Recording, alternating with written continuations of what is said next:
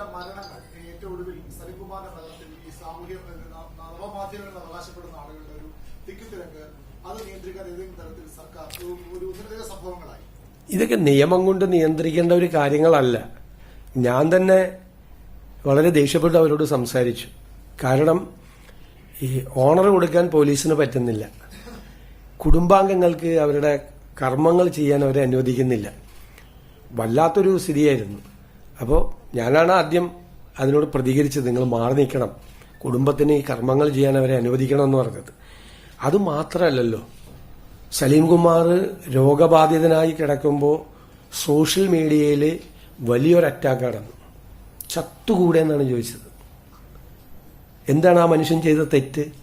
മരിച്ചു കഴിഞ്ഞിട്ടും വളരെ മോശമായ രീതിയിലുള്ള സോഷ്യൽ മീഡിയ പ്രചരണം നടന്നു.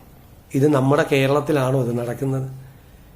ദേശീയ അവാർഡ് നേടിയ ഒരു നടനാണ്, മലയാളികളെ കുടുകൂടെ ചിരിപ്പിച്ച ഒരു നടനാണ്.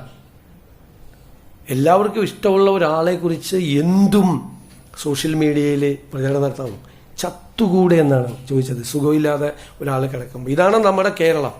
ആരാണ് ഇതിന്റെ പുറകിൽ? ആരാണ് ഇതിന്റെ പുറകിൽ? ഈ ക്യാമ്പയിന്റെ പുറകിൽ എല്ലാവർക്കും രാഷ്ട്രീയമുണ്ട്. കലാകാരന്മാർക്കും സാംസ്കാരിക പ്രവർത്തകർക്കൊക്കെ ഒരുപാട് ആളുകൾക്ക് രാഷ്ട്രീയമുണ്ട് ഇവിടെ.